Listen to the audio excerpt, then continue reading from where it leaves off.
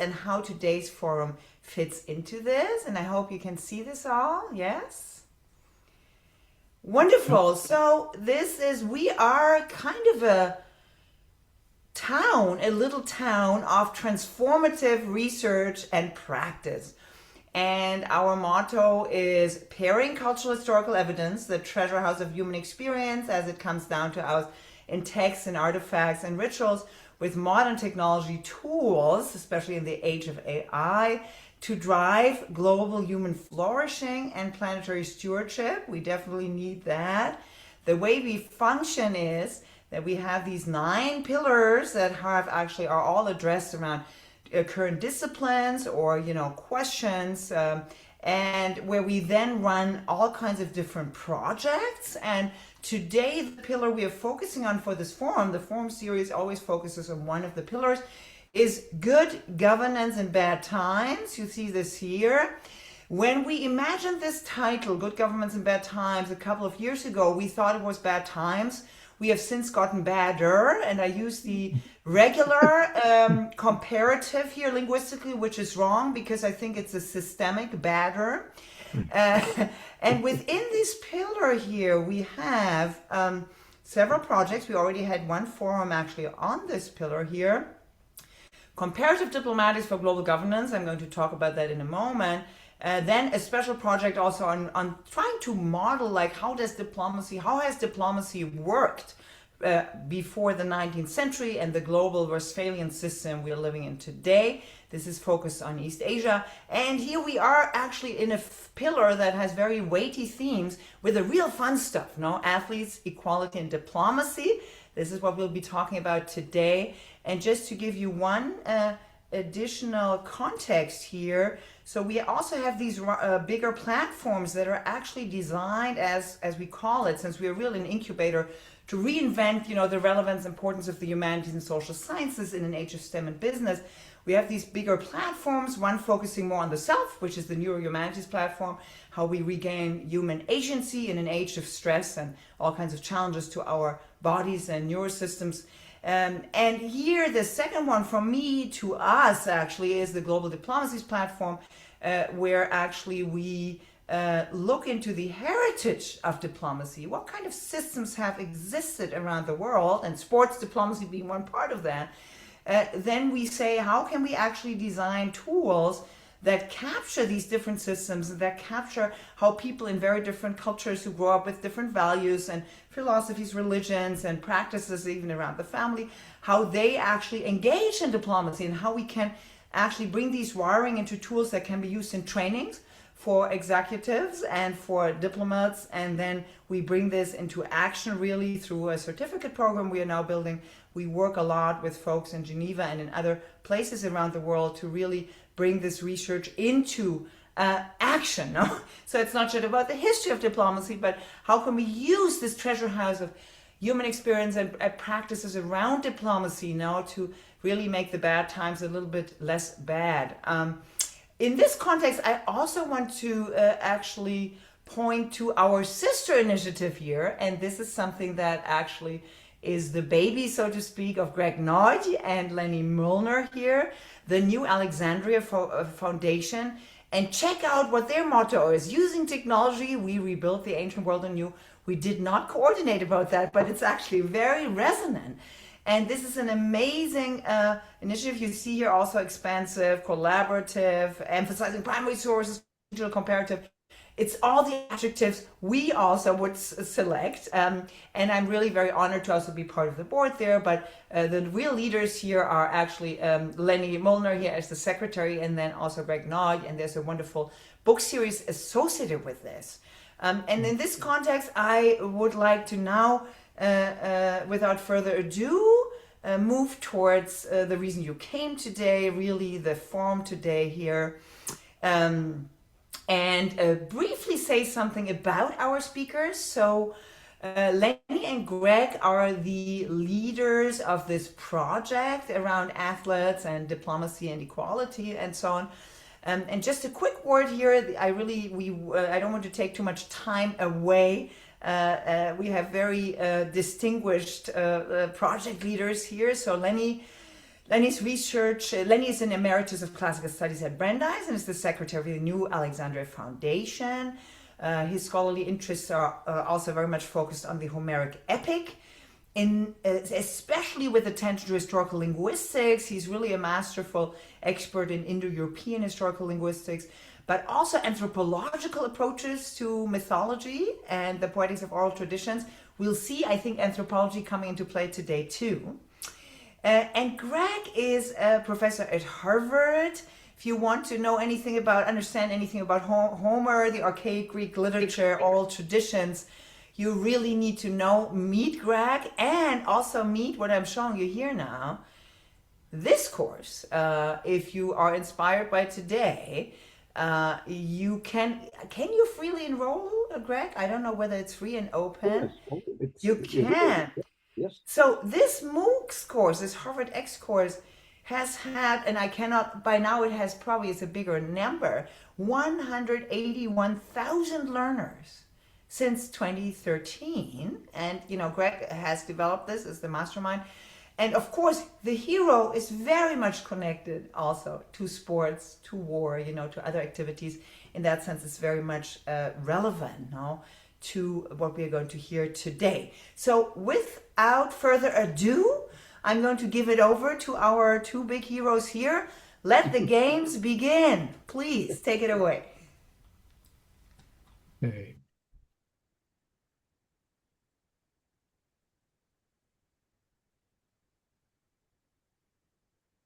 Let's see. Hold on.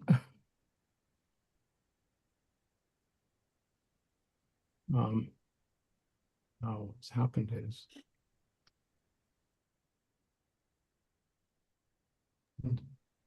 can you hear me? Yes. Okay. Yes. It's, what I'm having trouble with is I've got my PowerPoint, but I can't see my text. A second, hold on. If this is difficult, we can also do the PowerPoint for you, no? Maybe that would be better. Good. Okay. Meg, do you want to take that on, or I can do it? All right, doing it right now.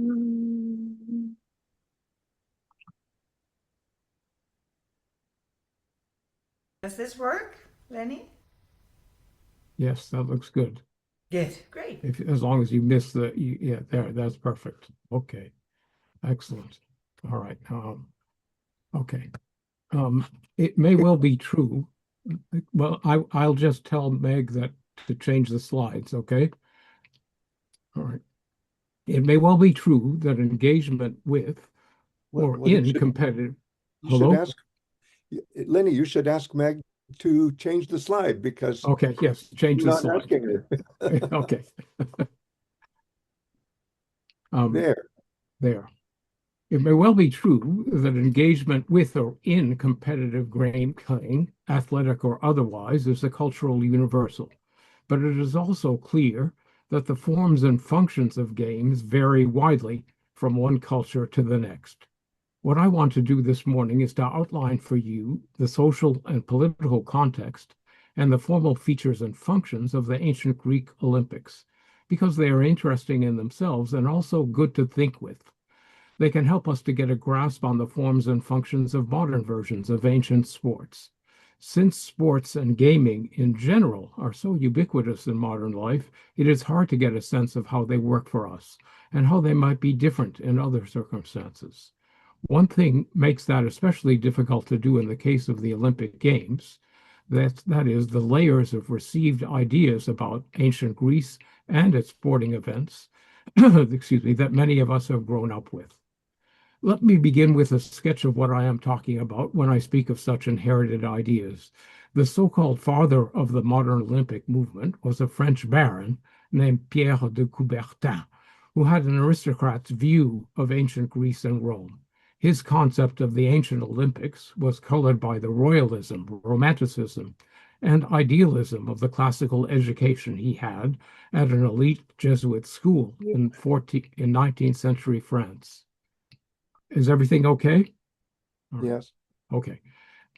For example, de Coubertin wanted the Olympic athletes to be amateurs, not a simple concept, but the essential idea for him was that they were not paid, which was not the case in antiquity. And at the same time, he wanted working people to compete in them on the idea that broad participation in the games would not only enhance the chance for world peace, but also for understanding across social classes. He famously said that the point of competing in international sports, I've given you the French version of this dictum of his, the point of competing was not to win, but to fight as hard as you can. With his impetus, the first modern instance of the Olympic Games was held in Athens in 1896 in the so-called Marble Stadium, in a place which had originally, in the 6th century BCE, been a valley between two sloping hills where a horse race was held as part of the Pan-Athenaea, not the Olympic Games. Originally, people watched races there just sitting on the slopes. The Pan-Athenaea were games held every 4 years as a celebration of the goddess Athena on her birthday. But the current stadium has a history of its own. In the 3rd century BCE, what is now a white marble stadium was a stone building with a few seats made out of what had been that valley between sloping hillsides. That stone building was then reconstructed in the 2nd century BCE by one Herodes Atticus, an Athenian who was also a Roman senator, and who made it into a stadium of pure white Pentelic marble, a venue on a Roman scale, with seats for 50,000 spectators to watch, among other things, gladiatorial combats. The Pan-Athenaea in the 6th century BCE had been Athens' attempt to insert itself into what really was a circuit of so-called crown games that were held elsewhere in Greece, all of which had begun at least a century earlier. The Nemean Games held in Nemea in the northeastern Peloponnese, the Isthmian Games in Corinth on the isthmus that connects the mainland Greece to the Peloponnese, the Pythian Games in Delphi, and the Olympics held in Pisa near Elis in the northwestern Peloponnese. To get back to the modern Olympics, de Coubertin worked with his friends and associates to choose the athletic contests of the modern Olympics, but he was disappointed when the first version of the Games did not feature polo, football, or what we Americans call soccer, and other team games, since in his youth he had been convinced by Thomas Arnold, head of the rugby school, that team sports like rugby and soccer were moral education of the very best kind. Another key feature of de Coubertin's Olympics, he forbade and fought vigorously against the inclusion of women in Olympic sports, on the notion that the Greeks had also forbidden them. Almost every aspect I have just described of de Coubertin's revival of the Olympics stands in contrast to what we can reconstruct of the ancient Greek Olympics. I will mention here a few general points, and you will hear more from Greg, who will follow with amazing details. We have the next slide, please. First, some general points about the international ambitions of the ancient Olympics. There were none. There was not an iota of ambition by ancient Greeks to share their athletic festivals with cultures not of their own ethnic identity. But doing so within their own ethnic identity was itself problematic. Ancient Greece was not a nation state, but a heterogeneous group of city-states called polis in ancient Greek, with widely divergent, highly localized features. And I've given you a list of them. Their spatial organization differed. Some had urban centers, some were just little villages scattered over the countryside. They had different political structures and constitutions. Aristotle in the 4th century BCE collected the constitutions of these city-states. They had differing social structures. Some had elaborate law codes of their own. They had ritual calendars, that is, events to do every day of the month, often, a huge number of rituals in Greek city-states that featured local divinities, not the divinities that we learned about in school, who dwelt on Mount Olympus, Zeus and Hera, Apollo, and so forth. And they also had their own dialects of ancient Greek, sometimes radically different from one another. The resulting situation was that for citizens in these city-states to participate in the Olympic Games, a truce had to be declared, which became the famous Olympic truce, notion associated with the modern Olympics as a peace-giving aspect of the Olympics. But the Greeks had to have a truce because not only did a citizen of one city-state have no right whatever in another, but also very often the relationship between these city-states was hostile to the point of being at war, even if war meant ritual warfare, in which once a year a representative of each city-state met a representative of its neighboring city-state at the border between them, and they smacked each other heads up on the upside, and then went home until next year. So you have to have a truce in order for the Greeks to get to Olympia, okay, and not to be waylaid on the way there. You might well be tempted to ask, after such a list, what, if anything, did the polis have in common? And the answer would be they did have shared institutions. The Homeric poems, for one thing, and we know that, for example, the Homeric poems were performed sometimes at the Olympic Games. The oracle at Delphi, which is a shrine that was thought to be in the middle of Greek space and shared by all, but shared in the Greek sense. That is, if you go to Delphi, and I bet some of you have been there are all these little buildings representative of each of individual city-states. They put themselves into the central space and maintain their separate identity. Which then there's also a specific kind of sacrificial ritual in which pastoral nomadic animals were butchered, roasted, and feasted upon. Another feature that Greeks had in common was the pantheon of gods on Mount Olympus, which are prominently featured in the Iliad and the Odyssey. And lastly, the Olympic Games themselves. In other words, despite the diversity and competition and hostility among the Greek city-states, they all conceived of themselves as Hellenes by virtue of a few common institutions. Can I have the next slide, please? It is not idealistic to impute to the religious festivals that features what we think of as ancient Greek sporting events. It's not idealistic to impute some unifying force to them, although considering them as a force for peace is probably a bridge too far.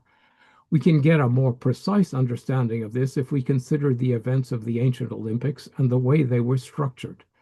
All the so-called crown games of ancient Greeks, in other words, those in which the prize winner was awarded a vegetal wreath of some kind, were founded as funeral games in honor of a dead hero, a hero of cult who dwelt in the earth and protected the local inhabitants. The Olympic Games were ostensibly founded as compensation for a local hero named Pelops, although in his case, there's confusion and we're not sure about how he died. There is also a tradition of unknown date that on the night before the Olympics were to begin, the women of Elis, which is the city-state nearest Olympia, went to the west-facing seashore of the town and sang laments for Achilles himself as the sun set. In other words, as though the Olympics were funeral games for him. So the games of Greek athletics are an annualized funerary ritual, not the secular events that our sporting events are. Be that as it may, the situation raises a question. What can we say about the difference between games and ritual games? The French anthropologist Claude Lévi-Strauss, in a book ironically entitled The Savage Mind, says this about that. As the quote is in my slide. All games are defined by a set of rules, which in practice allows the playing of any number of matches. Ritual, which is also played, is on the other hand like a favored instance of a game, remembered from among the possible ones, because it is the only one which results in a particular type of equilibrium between the two sides. The transposition is readily seen in the case of the Gahukugama of New Guinea, who have learned football, that is what Americans call soccer, but who will play several days running, as many matches as are necessary for both sides to reach the same score. This is treating a game as a ritual. I have the next slide, please. Here is another example given by Levi-Strauss. When an adult dies among the Fox Indians, the dead person's relatives are obliged to adopt someone in the tribe to be treated the same as their lost relative. And as part of the adoption ceremonies, funeral games were held. These games were a ritual in memory of the death of the younger of two mythical brothers.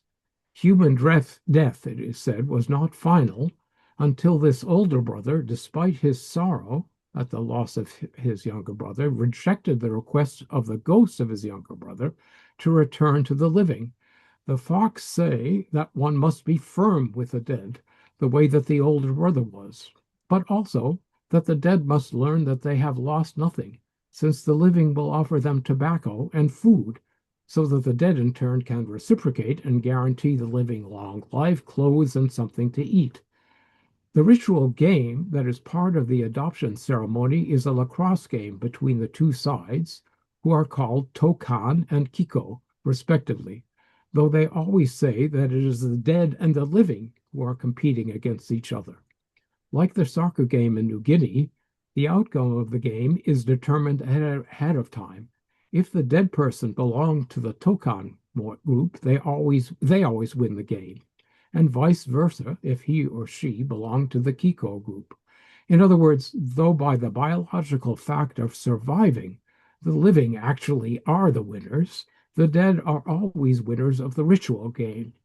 It is even axiomatic among North American Indians that to win a game is symbolically to kill one's opponent. So the dead are in a way granted the illusion that they have won and are alive and have killed the living.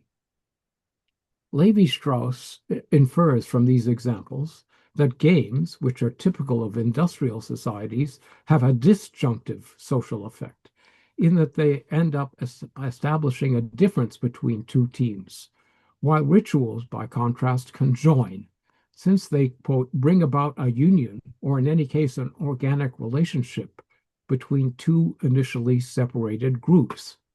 Games, in which the rules are the same for all, produce an asymmetry, while rituals reconstruct things. I have the next slide, please. If we take this general theory and apply it to the ancient Greek Olympics, however, we run into difficulties. The events in the ancient Greek Olympics were all individualized, never team sports, and the men's events are all clearly related to the concept and training of a warrior. They feature running, a heroic virtue. For example, Achilles is not called swift-footed for nothing. They feature running, chariot racing, where chariots are the elite conveyance for great heroes in battle, javelin throwing at a target, not just as far as you can, the way it is in modern sporting events, long jumping, discus throwing, boxing, and wrestling. Greeks were fierce competitors. There are Paul Bunyan-esque stories that have come down to us about the Greek athletes, like a certain Phylos of Croton, a Greek city in Italy, who won the Olympic long jump in the late 6th century. Greeks did the long jump holding on to bronze things called halteres, jumpers, that were shaped like flat irons in their hands, but their function has not been understood or proven. Anyhow, by using them, Phylos won his event by jumping 55 feet. Significantly, in the ancient games, only one person won each contest, and everyone else who competed lost. There were no silver and bronze medals, though we have evidence that people remembered where non-winners placed in races, given the prestige and the competitiveness of the games and their audience. So these ancient Greeks got together, despite their normal, highly competitive differences, in order to compete fiercely in events that were like warfare, but did not, at least in theory, result in the death of one's opponent. It would be ritually very bad for a hero, an athlete to kill another athlete, although apparently it did happen from time to time. And only one person won. That does not seem like a conjoining ritual, but rather a game designed to reinforce difference rather than to generate solidarity. but we know that the games functioned as an expression of group identity in a highly diversified cultural setting. For instance, when the Greeks were threatened by an external enemy, as they were by the Persians in the 5th century BC, multiple city-states came together to defend themselves against their common enemy, though not all of them did. Some of the polis went over to the Persian side. Perhaps we can explain this circumstance in the apparently disjunctive nature of the Olympic contests by referencing another pan-Hellenic artifact, the Homeric poems. In the next to last book, or rather Rhapsody of the Iliad, funeral games are held not for Achilles, who does not die in the poem, but for his doppelganger and beloved best friend Patroclus, who has died in his place, dressed in Achilles' armor. The Iliad began with a dispute between Achilles and Agamemnon, who is the leader of the expedition to Troy, concerning the distribution of prizes taken in battle, with Achilles being dishonored by Agamemnon's taking from him a prize awarded by the group. At the end of the poem, by contrast, it is Achilles who is in charge of the distribution of prizes.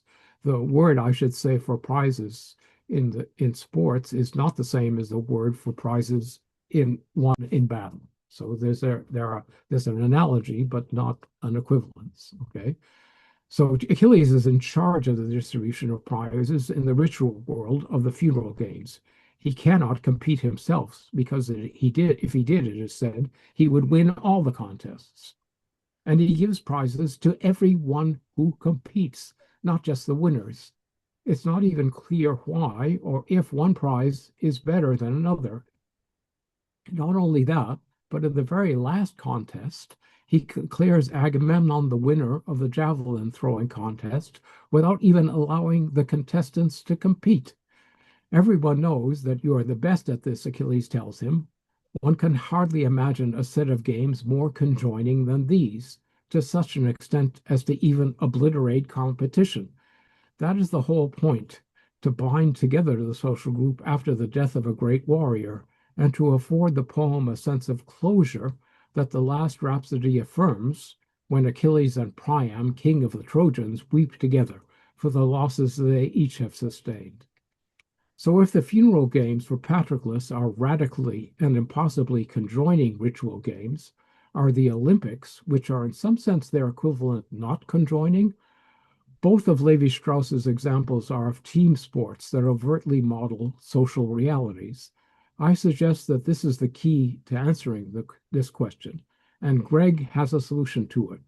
But at the moment, I leave you with the idea of games that celebrate the triumph of the living over the dead, and a degree of asymmetry that somehow did result in a degree of solidarity and group identity.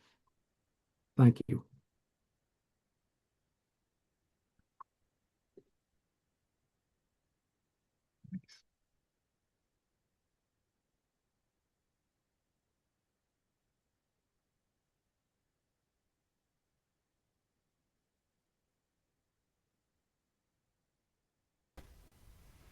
Thank you so much, Lenny. Greg, you want to go ahead and share? Yes, thank you. And thank you, Lenny, for your very important introduction to what I'm going to try to say. And I'm not sure I have solutions, but let's see what happens. Okay, so yeah, I'm sharing the screen, and now I'll share my messy desktop there. If all of you can see my messy desktop, I will just read parts of what I say, and then I'm going to get very passionate, and I know I can't control myself just by reading something. So anyway, and this is how our presentation was presented in the poster. So you've heard Lenny, and this is the way my presentation was presented in the poster.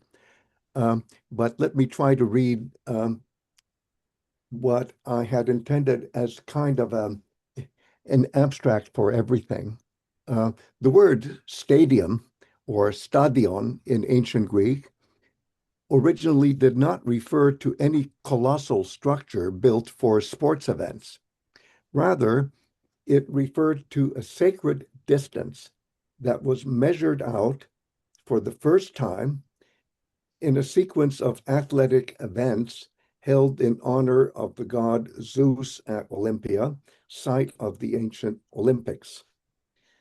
That event was a foot race, as we see it represented in the ancient vase painting that we show as the featured image for this presentation. And you all saw that in the poster. Am I reading in such a way that I'm scrolling correctly and you can see my text as I scroll? Everything is okay so far? Yes, perfect. Thank you, Greg. Thank you. As I argue, partly on the basis of an ancient bronze figurine featured as one of the two illustrations in our featured poster, there was also foot racing in honor of the goddess Hera for girls selected from 3 age classes, ranging from younger to older. At both male and female athletic events, as I also argue, the humanism in the ritual dimension of athletics shines through. I have published in 2024 a book about what I just said. The printed version can be ordered from Harvard University Press, but don't spend your money on it, since the book is also available online, open access for free at this website. And I can't resist showing you what it looks like. Let's see if it comes up. There it is. So can you see it? And now I'll go back to where I am. Let's see. Okay. So now I'm going to do 10 minutes, and I'll time myself, about an overarching argument in the book. I get so passionate that if I don't spell out what I'm arguing, you might never get to what I'm arguing. So here goes. In the book, which I just cited, I was interested in the actual concept of athletes, which is the first word in the title of our presentation here, the presentation that Lenny and I are presenting to you.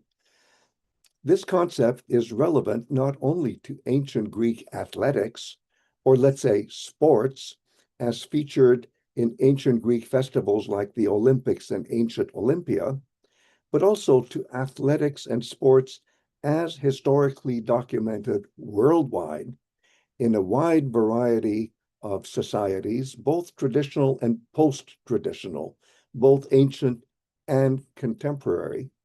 So, what I have to say is not centered on the ancient Greeks for the Greeks' sake, but on athletes in general for their own sake, and also on the many kinds of roles for athletes that we find in many kinds of societies.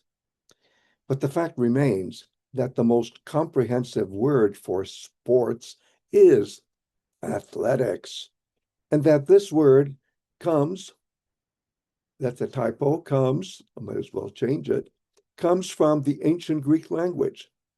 So we cannot really understand the history of athleticism as broadly understood worldwide without taking, or will you forgive me for using this expression, a deep dive into the history of the word itself, which requires an understanding of the basic ancient Greek word athlos and athlon. The first of these two words refers to the personal ordeal of competing in sports to win a prize. And the second of these words refers to the prize itself, the prize that competitors in sports seek to win. Thus, the generic athlete, called athletes in ancient Greek, which means somebody who engages in an athlos, is someone who competes in sports for the purpose of winning a prize. Well, big deal. We kind of know this, don't we? But there's more to it. let me use here a common idiom in colloquial English. Such competition requires a leveling of the playing field. Such leveling, I argue here, is an idea or even an ideal of equality. And even more to it, such a leveling of the playing field requires diplomacy.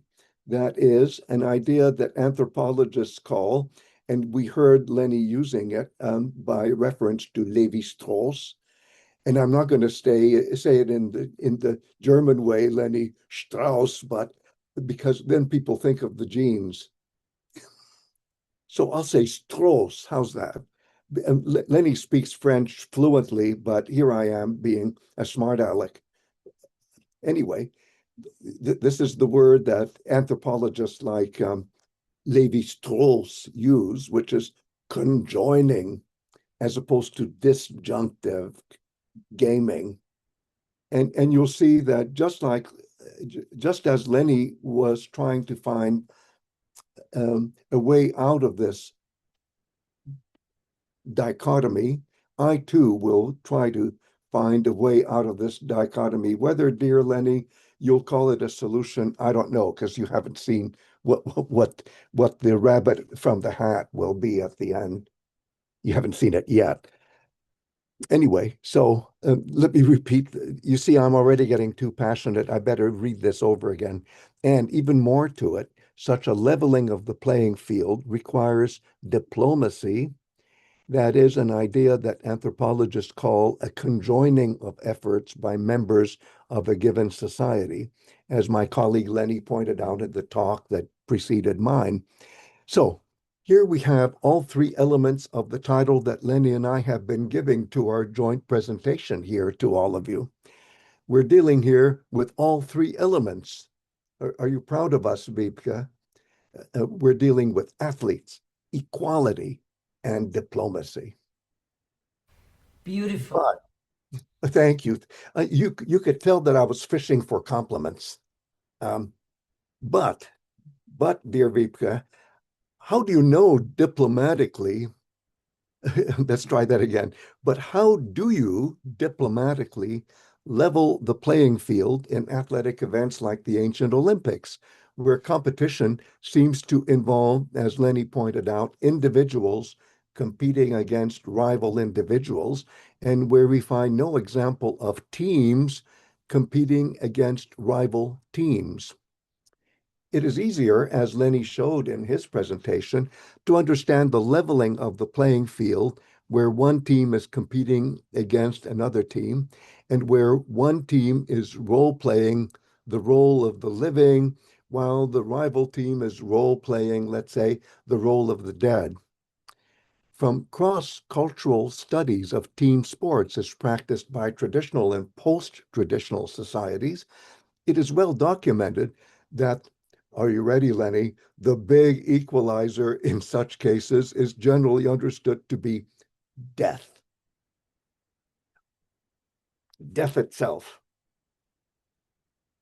I love the first version of the science fiction version, the science fiction movie Blade Runner, where the person who creates the replicant, and the replicant knows he's going to die, is asking him, what seems to be the problem?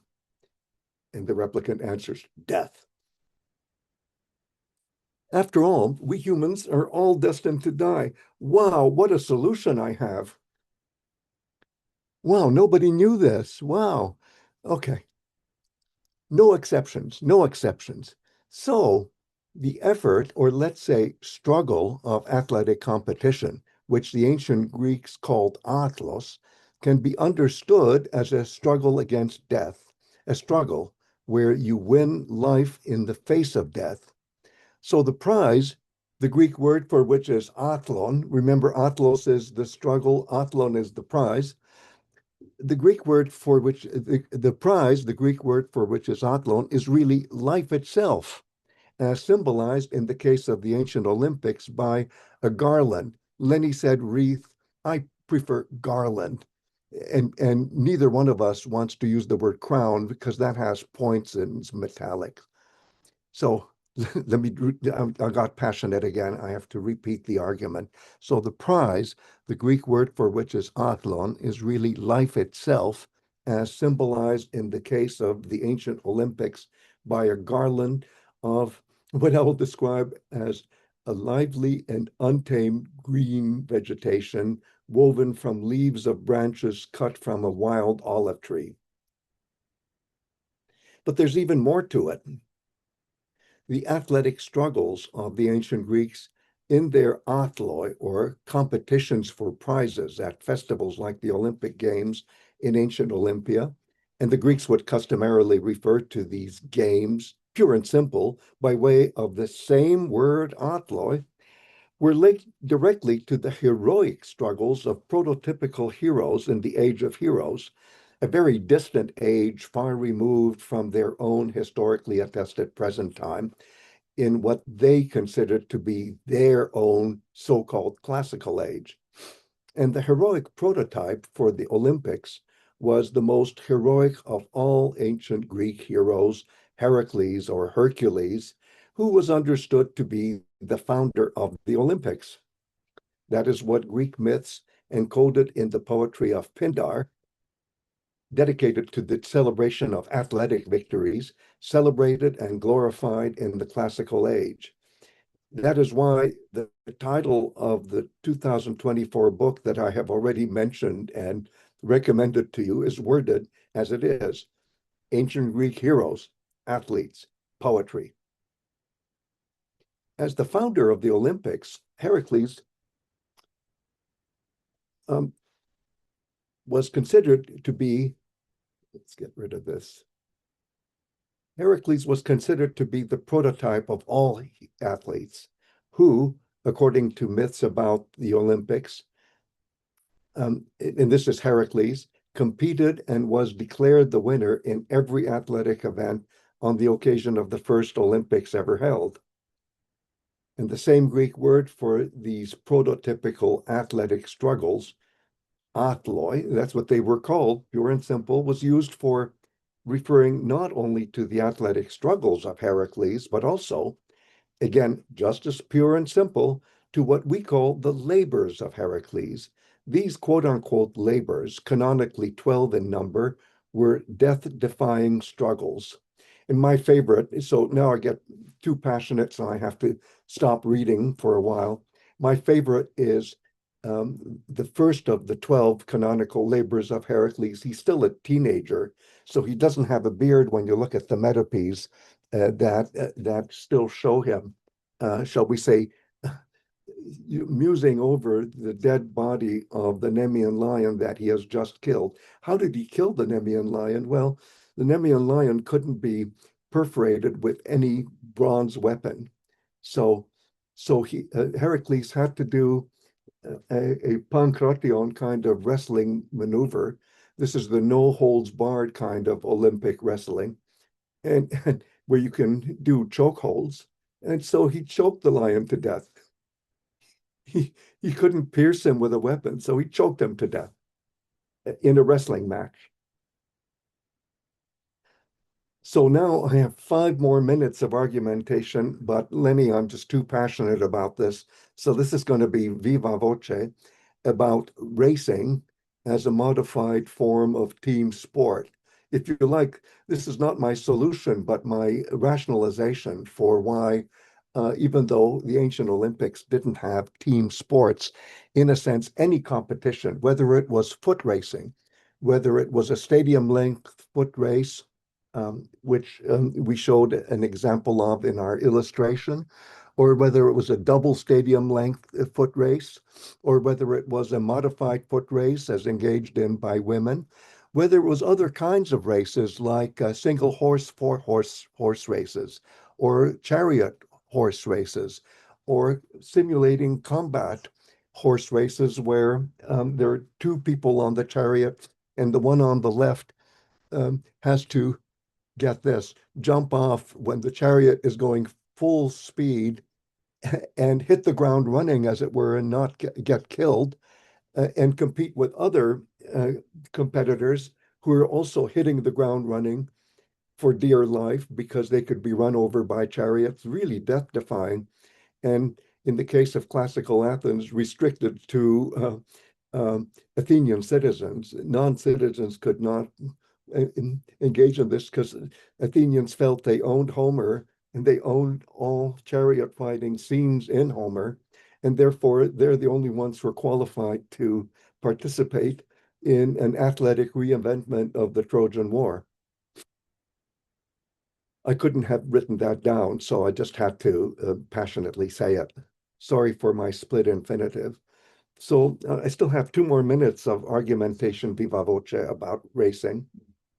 I'm saying that when you think of, for example, the parameters of the earlier stages of the stadium foot race, which were held within the sacred space of athletic activity called the altis in the poetry of Pindar, and not where we now find it, which is a spillover in the Hellenistic era when there was just not any space left for stadium foot racing by humans inside the altis. And I love this, as we know from the antiquarian Philostratus, the starting line for the foot race for male competitors, this was in the earlier era, was what was called the pit of Pelops, which is technically where the dead body of Pelops was somewhere abiding underneath the surface.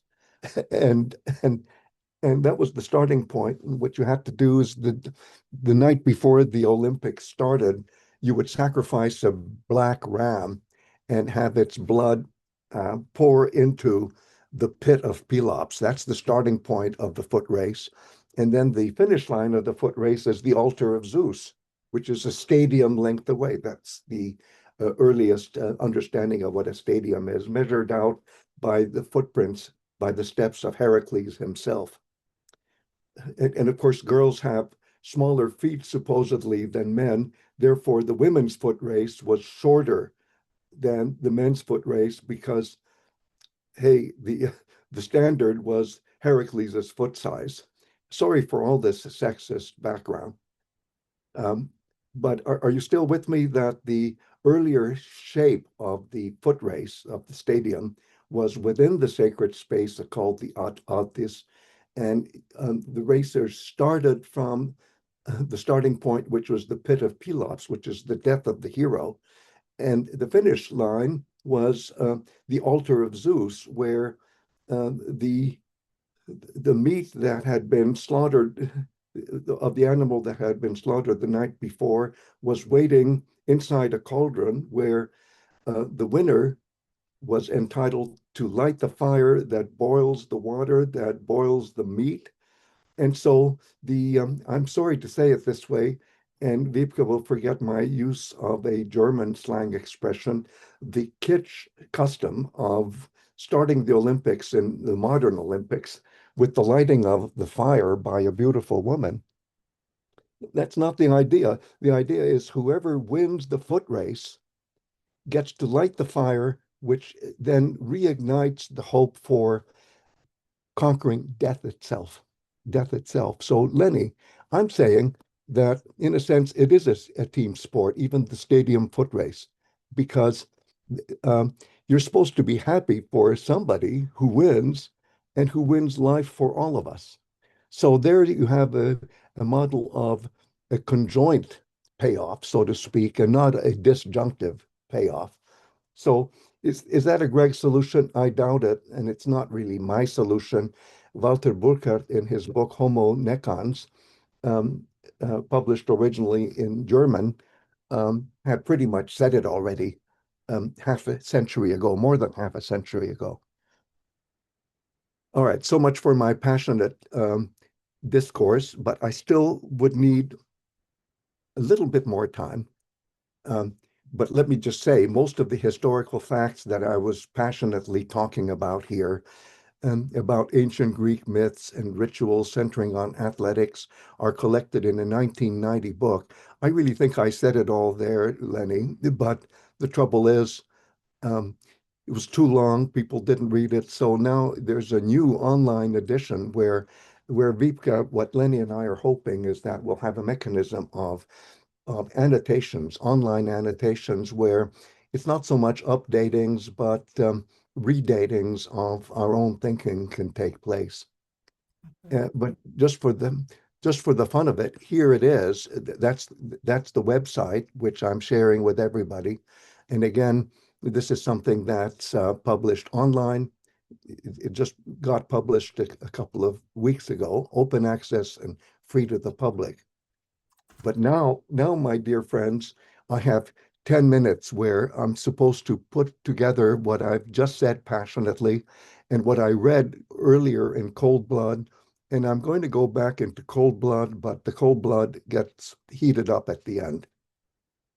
And what I've done is I've taken what I thought was a pretty good argument at the end of the 2024 book about athletics. And equality or egalitarianism, let's say, and diplomacy. And so this is a watered down version, but I hope you like it. So one last thing I talk about in my 2024 book about heroes, athletes, and poetry is the most powerful poetic retelling of an athletic event experienced by a hero.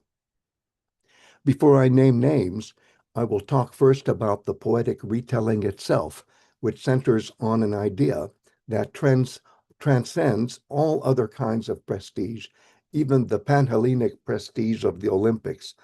Lenny gave us a very good crash course about what he and I mean by Pan-Hellenic. It's trying to highlight the few things that almost all Greeks have in common, and they're very few, and shade over the all too many things that divide them, and that's called Pan-Hellenism.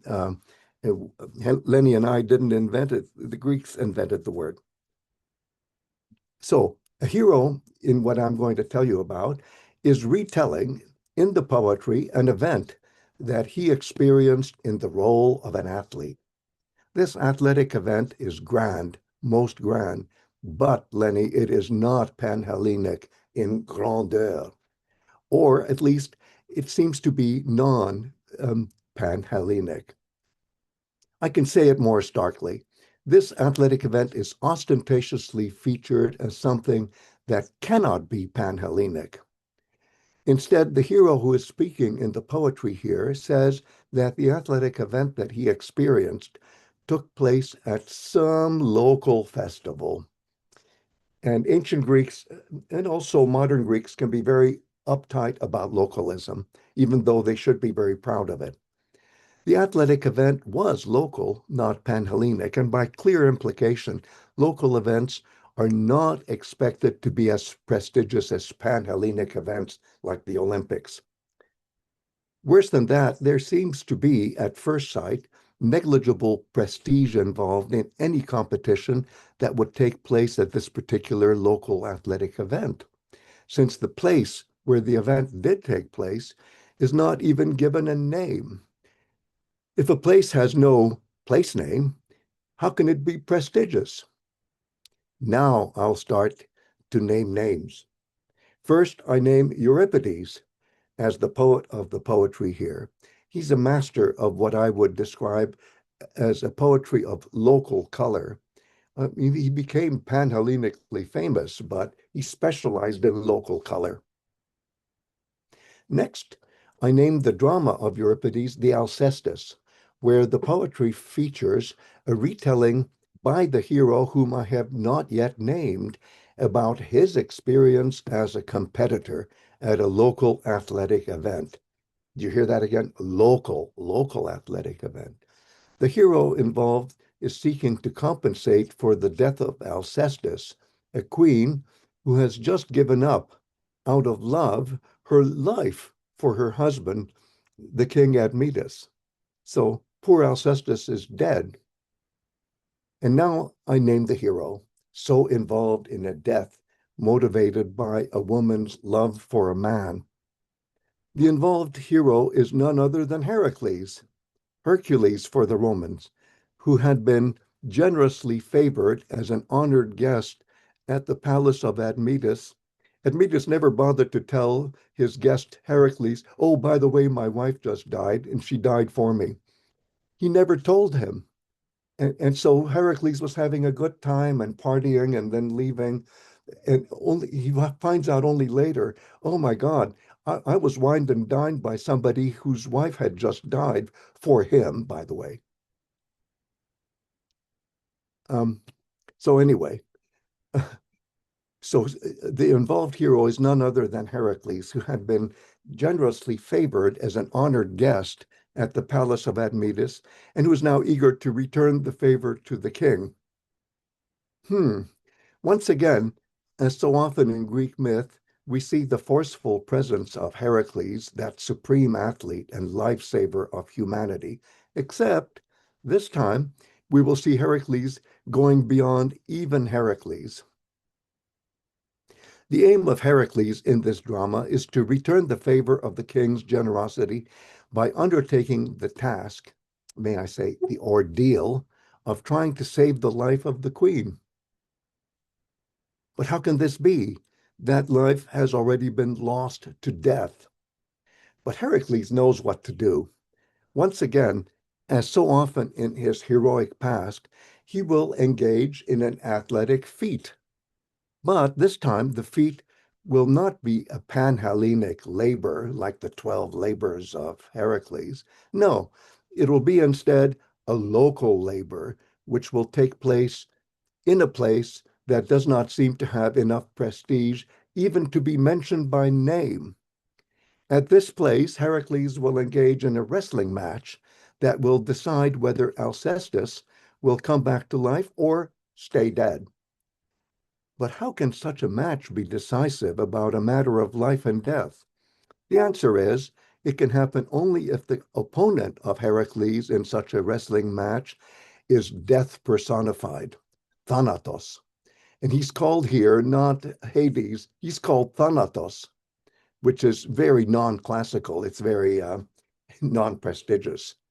If Heracles wins in a wrestling match with Thanatos, Death, Mr. Death, then he wins life back for Alcestis. If he loses, then Alcestis stays dead and Heracles himself loses his own life. But Heracles succeeds. He defeats Thanatos and thus wins back the life of Alcestis. But then, in retelling his victory over death, when Heracles delivers a living Alcestis as a new bride for Admetus, the hero, this is Heracles, disguises the generic and universalized meaning of his victory over death by describing his heroic experience, as a localized athletic event, as a wrestling match held at a local athletic festival. Here's the wording of Heracles in referring to his struggle with Thanatos. Athletais in action ponon, a worthy exertion for athletes. How modest can you get? This is not typical of Heracles. In the retelling of his victory, the wording of Heracles does not reveal that he has struggled with Thanatos. Instead, he pictures his life and death ordeal as simply a wrestling match that took place, in a competition at a local festival that is, and I'll say it as we read it in Greek, agon pandemos. In the Greek, it's in the accusative agona pandemon. In earlier comments of mine about this expression, and here I advertise that book, Pindar's Homer, I told you that has everything I've ever thought about athletics. I compared the wording of Euripides here with the folkloristic idea of heroic wrestling with death incarnate, common in modern demotic Greek folklore, as my former colleague Margaret Alexiou showed so beautifully in her irreplaceable book on women's lament in ancient Greek, in ancient and modern Greek song culture, Alexiou, 1974. And let me just say that also, this is also in view of the fact that Hades, not Thanatos, was the Panhellenic manifestation of the death god in ancient Greek tradition. I find it most telling that the scholia, that is to say, the learned notes that survived in the manuscript tradition, introducing the whole drama of Alcestis, um, the scholia described the myth of this drama as ha diastomatos kai demodes historia, the story as it was passed on by word of mouth, the popular story, the demodes story. Um, and Meg Alexiou has lovely comments on page 5 of her book. The translation I give here for the adjective demodes, popular, requires further comment. This adjective is derived from the noun demos, as in democracy, the most general meaning of which was not only population, but also local population, a meaning that can be traced all the way back to the language of the Mycenaean Empire as reflected in Linear B texts. Despite such implications of what I call local color here, however, the localism of the local festival is too generic to be really local. After all, we see no naming here of the locale for the local festival. So maybe I should have translated pandemos not simply as local, but rather shared by all the locales, where the demoi, the locales or local districts, all have something in common, something they all share. And what can be shared by all populations, by all people? What can it be? What can be shared? Evidently, ta-da, it's death itself. So this ordeal of Heracles in his struggle with death personified is even more universalized than a Panhellenic labor of Heracles as celebrated on the temple of Zeus, which was the centerpiece for the sacralization of the athletic site of ancient Olympia. More than Panhellenic, this labor is shared by all humans in all locales. This labor is all human, all too human. The labor of Heracles here transcends his Panhellenic labors. Heracles here is going beyond Heracles, that famed founder of the Olympics and model for Panhellenic athleticism. After his victory over death, and I have only five lines to go, after his victory over death, personified in a primal wrestling match, the festive mood that Heracles displays in celebrating this victory reflects what can best be described as, I think, the truest of all Epinician celebrations. Epinician is the technical word for celebrating an athlete's victory in poetry. The heroic song of Heracles, mediated by the poetry of Euripides, is an athlete's song of victory over death. Thank you so much for listening to me. Thank you so much, Greg and Lenny. What a powerful ending. You really set a frame here around really the human anthropological nature now of sports, games, labors, ponos, no, human effort. And then really the question of where's the individual, where's the collective, where's the winning, where's the losing, and where's death. So that was very powerful to really think anthropologically, I think, about sports and then what the origins of that is and how it comes into the present day. And so at these forum events, these are always invitations for people to join projects, to join in thinking about it. So let's open up for discussion here for any questions, comments, expressions of sympathy or equal passion. Let's open up for everybody here.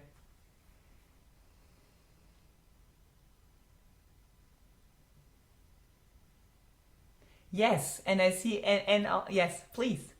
Hello, I couldn't find the little hand raise.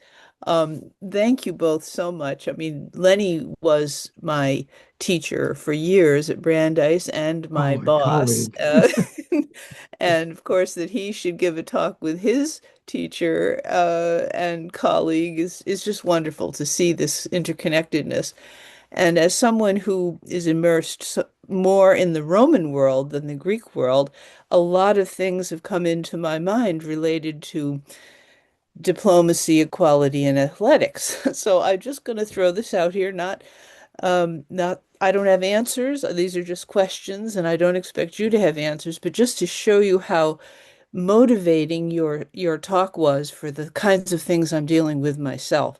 The Romans, there's no Roman really in the same way as there's no Pan-Hellenism. It's lots of local peoples from all over the European world with different languages, different cultures, different rituals, different athletics, who are then captured by Romans, conquered by them, and told, if you want to live, if you want to overcome death, you become a Roman, and you accept our ways. And then the Romans use things like buildings, the building in every single local place, an amphitheater and a stadium, and that is architecture becomes a way to unify and equalize everybody into at least thinking they're in a Roman city eventually. You build bath buildings, you build roads, you build certain things that look alike city to city. So when you move around this new empire, even though you still may speak Nucharian or whatever it is you're speaking, whatever local custom was there before, you're starting to feel more Roman. And what crossed my mind is in particular was the reference we have in Tacitus to the great riot in the Pompeii amphitheater between the Nucharians and the Pompeians when they were watching a gladiatorial game. And of course, gladiatorial games were also not team sports. They were about one gladiator who could become world famous, really, loved by everyone. He was like a rock star. And his fame was that he kept conquering death. He kept winning or being allowed to not be killed and would be known everywhere. If something happened at that game in Pompeii that caused the Nucharians and the Pompeians in the stands to start killing each other. And it became so well known that the amphitheater was apparently, according to Tacitus, closed for some years because they couldn't have. This is not what we can have in a Roman city, is the Romans in the stands, even though they're calling themselves Nucharians and Pompeians, local names, local cities. They are Romans now. They're all under Roman control, and they're watching a gladiatorial game, seeing their favorites challenging each other and getting killed. So it occurred to me how ingenious the Romans were at using sports and architecture for equality and diplomacy to try to suppress the reality of now you're under imperial control. I think it's something us in the modern world also being aware of and watching as our Trump administration gets his fingers into things and controls things, how we're all being manipulated in a way, and can be manipulated by thinking we're having fun at a sports game when maybe we're really being manipulated into accepting something we don't really want or want to fight against. But anyway, that's what you generated in me thinking about the way the Romans play with this because they knew Greek culture and history. I wonder what they thought about what you guys were saying about the Olympic Games, what they were thinking, how they could use that in their own political power. Yeah. I'll shut up now. So it's not really a question so much as just something else for you to think about in the next stage of things, post-Hellenism. Oh yes, oh yes. I deferred to Lenny because he's thought a lot more about this, but I really take your point. Yeah, I mean, I think the Roman sports are blood sports in which you actually do have killing of people and animals and other things, right? Yeah. So the enactment, which is somewhat attenuated in the Greek athletic events, is really explicit there. And this way in which I think this is a problem of play and games in our culture too, right? There are people who worry about games inspiring violent games, inspiring violence in individuals and stuff like that. Where is the boundary between the ritual and the reality, between the game and the external world? It's a serious question to try and get your head around. And I know that, things like what you just described used to be a real problem in soccer in the United Kingdom, right? There would be riots at soccer games in which people would really hurt each other between competing teams. So I think there's a lot of energy, visceral energy, in these contexts that Greeks had a different way of dealing with, and that are still problematic. That's at least some Thank thoughts you. inspired by yours. Yeah. Thank you so much. Fascinating to really take this exactly from the Greeks further. I see a question here from Ryan in the chat. Do you want to ask it viva voce or should I read it?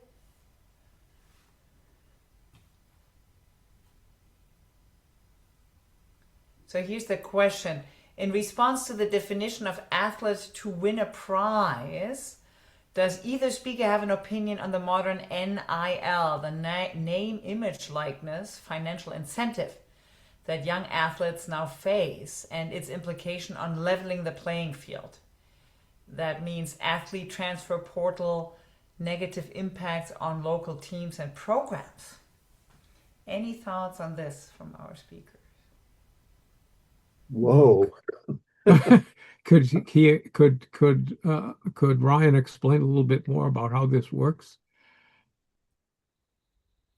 Is it a real name, image, likeness, or is it an adopted one? It is real. It's real. Okay. NIL is real, yeah. Yeah. Wow. Well, could I just say something about celebrity? I don't know if that helps, Ryan, but there are these amazing narratives about super athletes like Milo. Um, Lenny mentioned him, but focused on another one of these super athletes. And in this case, he would show off by, for example, taking a calf and just slinging the live calf on his shoulders and running a double stadium foot race and then butchering the calf and cutting it up and eating all of it. Eating the whole thing, yes.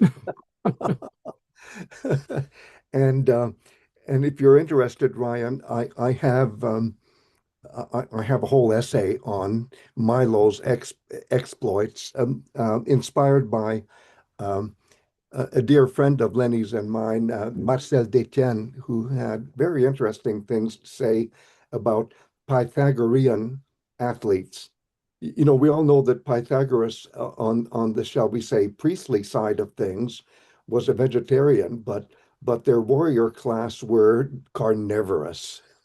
And there was a lot of name recognition, so much so that everybody wanted to defeat Milo. And so guess what happens? There's a war with the people of Sybaris.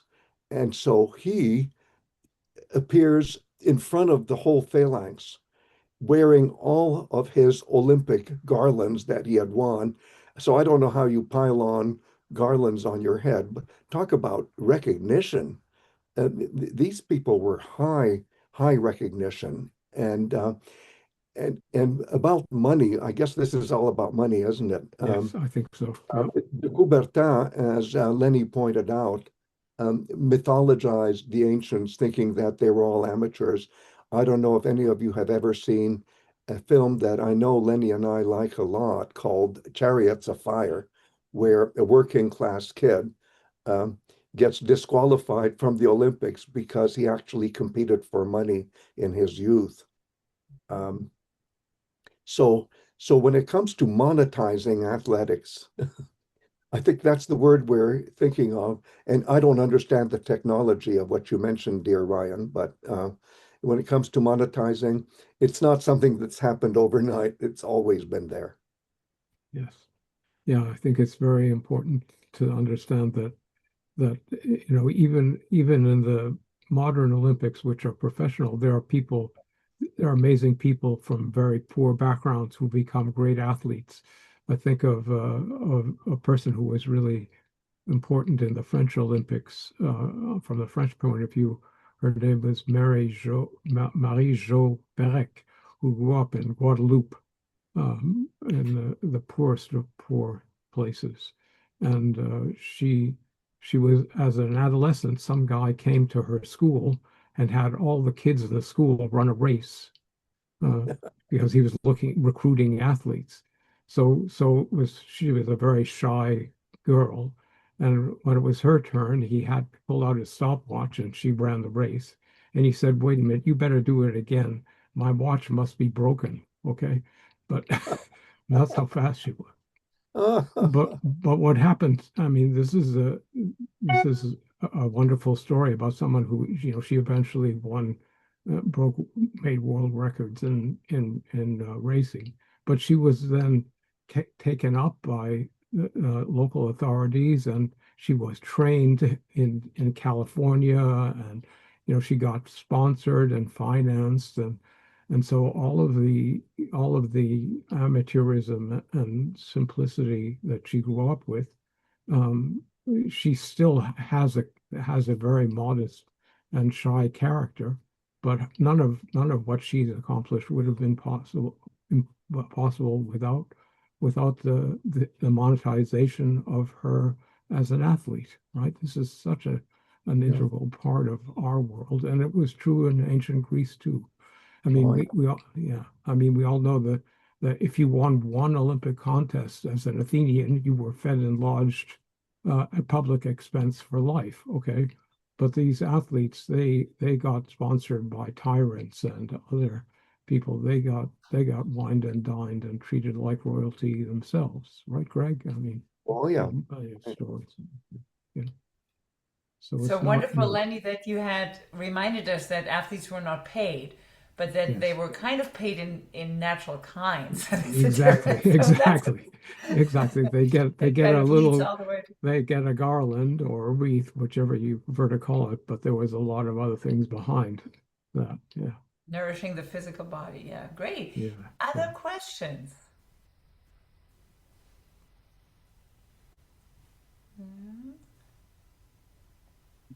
Anybody? You can also, yeah, put in the chat or ask. So then am I allowed to bring up questions? We talk all the time, but unless there's Please. somebody else who would like. And there are three questions. You can take out any part you want, but I really love your project in so many ways because I think it uses a really fun topic that's relevant for all of us if we work out, if we like watching the World Cup, whatever it is, in whatever form, but also cuts to really deep philosophical kind of anthropological questions. So here are my three questions, and then you take what you want from that. One thing is more the anthropological question around sports, and as somebody who works in East Asia, I wonder about the relationship, first of all, really to war. No, I mean, the real main sports in China, for example, or pre-modern East Asia, there would be archery, which is very clearly, so it's a ritualized form than the games, no, of something related to hunting actually or killing in war. So archery would be more the comparison there. And then on the other side, not just war, but also really education and Confucianism. Archery is one of the things that educates you. These are the diplomats, the elites that will become diplomats. And if you think, of course, about East Asian martial arts, it's all about how to control yourself, no? And in that sense, sports is something that's related to war, to hunting and big shows. I mean, it's very big in East Asia too, in China, and all these big hunts that basically tell other communities, like, don't get close, no, we are really good warriors. So, war, and then on the other hand, education, elite education that leads into diplomacy. That's the anthropological question, number one. The second question is more the philosophical question, and you really it struck me today so much that you talk about, the fact that there's no collective sports really. I never thought about that. And if you think about, so what is the relationship between, athlos, really, that you talked about, the athletic game, and agon, no? If you often philosophers talk about, well, there's agonistic, individualist kind of Western post-Enlightenment culture that we're still stuck in. That's one of the problems. And then in East Asia, you have these more kind of communitarian, collective, whatever you want to call them, these almost cliches. But what is the relationship there? No, athlos really, and agon, and agonistic culture of really just fighting for yourself, where you need to balance ritualistically afterwards. No, so that's the more the philosophical question, which is actually a lot about our moment now. Me versus the collective. And the third question is, and Olga already brought this up, about the question really of sports as a soft power kind of diplomacy and the use of that as a global tool. As somebody who was in Athens in 2004 and saw how the Greeks prepared, and 2008 in Beijing, the first Olympics in China, which was a huge branding event for all of the world. This was really bringing China into the global fold. These are both, great democratic events in that sense, but also really like global tools of nation branding and so on. And what are your thoughts on that? What we can do, how this can be used, how we cannot be abused, but how this can be positively used for good governance, no? So I'll leave it there, and we have a few minutes left, so you can speak to any or nothing of, what I just brought up in this context. Yes, please. I deferred to Lenny, but could I start with that very important point that you made? And I'll be very brief. This is a footnote to what you said, dear Vipka, about agon. And I think of Nietzsche, your country person, and what he called the agonale Geist, the agonistic spirit. And the thing is that Lenny can say this much better than I can. That's not just the Greeks; it's all humanity. There's this agonistic drive. But the part that I want to explore it, I'll limit myself to 1 minute, which is that if you look up the word agon in your standard Greek to English dictionary, there are 3 meanings, okay? The first meaning is simply getting together. And it's like meeting, whatever. Second meaning, competition. And then the third meaning, which you still see in the English via the Bible, meaning agony, as in agony in the garden. So meeting, competition, agony. Those are the 3 meanings, shall we say? And in Euripides' kind of proto-tragedy exercise called the Bacchae, there's a herdsman who says, well, we came together and we competed with each other in song and dance to narrate the agony of Dionysus when he was dismembered. So you have the birth of tragedy. Again, I think of Nietzsche. The birth of tragedy, and it's all there. But here's the best part. I would say this to students, that there's meeting, there's antagonism, and there's agony. And guess what? I never thought of this, but I learned it from my 14-year-old granddaughter, is when she competes, where does she go? She goes to a meet, M-E-E-T. Wow. So, Lenny, I'm sure you can take this much further than I can. No, I mean, it's really a summary of all the things that we've been talking about, that this one word has embedded in it, the tension between groups and their unity, and the suffering and the struggle that athletics represents. Yeah. But I just wanted to say a word about team sports, because I didn't want to leave the impression that there were no team sports in ancient Greece. We don't have a lot of information about them. That we know that that ephebes, that is adolescents, were permitted to play team sports, okay, of certain kinds, usually featuring some kind of a ball game in a field and winning territory and stuff like that. There are reports of these things, but there's also a rather famous example of something that Greeks don't know, thought of as unusual, which is the first sentence of Plato's Republic, where the narrator talks about this first speaker says, "I went down yesterday to the Piraeus to view something new that they'd never seen before, which was a festival for the Thracian goddess Bendis, an imported divinity, where they held a torch relay race on horseback at night." How do you like them apples, right? This is something that they never, is completely alien to Greek life. So the point is that I think adolescents and foreigners participate in these sorts of things, but for Greek adult males, elite males, it's individual combat. It's an aristocratic thing, I think, elitist thing, and that's why the team sports are so alien to Greek Olympics. Yeah. But may I say, this is a footnote to a footnote, and I'll do it in 5 seconds, that etymology 101, Bendis, the name of the goddess, is cognate, for example, with German Bund, with English bond, it's bonding. She's the goddess of bonding, of social bonding. Yeah. But it's also a descent into the underworld that the first word evokes, right? And kateben is the word for going down to the other world and seeing what's there. So there's a whole bunch of interesting things there.